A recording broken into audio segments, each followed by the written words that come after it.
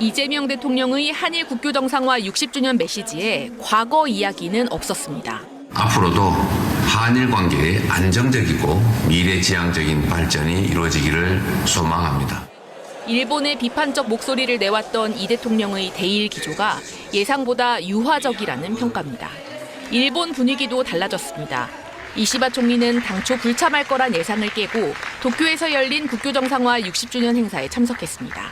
이재명 정부에 대한 탐색을 마치고 관계 개선의 기대감을 본격적으로 표출한 거란 분석입니다.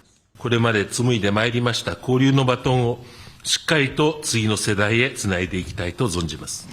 동맹을 상대로 한 미국의 안보 비용 분담 압박과 미중 경쟁 격화, 북한 핵능력 고도화 등 커지는 불확실성에 대한 공동 대응 필요성에 한일 양국의 밀착 가능성은 커지고 있습니다. 두 정상이 국교 정상화 60주년을 맞아 정상회담을 개최하면서 이재명 이시바 담화를 내놓을 수 있다는 전망도 나옵니다. 과거사 문제를 현안과 분리해 다루면서 양국의 협력 의지에 방점을 찍는다는 겁니다. 이재명 정부가 문재인 정부와는 다르게 일본을 과거 가해자보다는 미래 협력 대상으로 볼 거란 분석이 힘을 얻고 있습니다. 과거사 원칙론도 중요하지만 국익국대와 실용외교 차원에서의 일본과의 협력을 중시해야 되는 상황 아닌가라는 전략적인 판단이 있었다고. 하지만 사도광산 추도식 등 당면한 과거사 현안에 대해 일본이 진정성 있는 모습을 보이지 않을 경우 국내 반발 여론 때문에 실용외교가 벽에 부딪힐 수 있다는 우려도 나오고 있습니다. KBS 뉴스 김경진입니다. 정부는 지난해 사도광산 추도식에서 보인 일본의 무성의한 태도에 대해 유네스코에 공식적으로 문제를 제기했습니다. 하지만 올해 일본이 전향적으로 태도를 바꿔 성의 있는 추도사를 내놓을지는 확신하기 어렵습니다.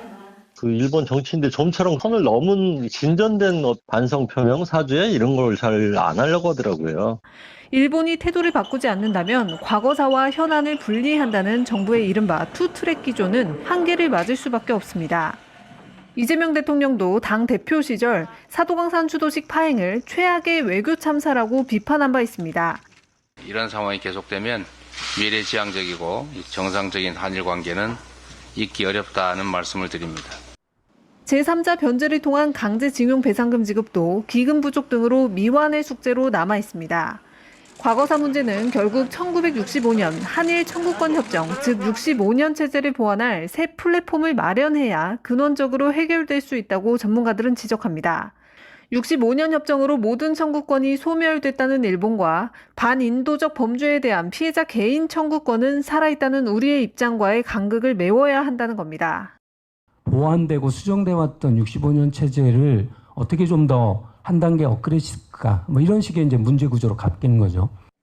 일본이 과거사에 대해 최소한의 성의를 보이지 않는다면 관계 개선 흐름은 암초를 만날 수밖에 없습니다.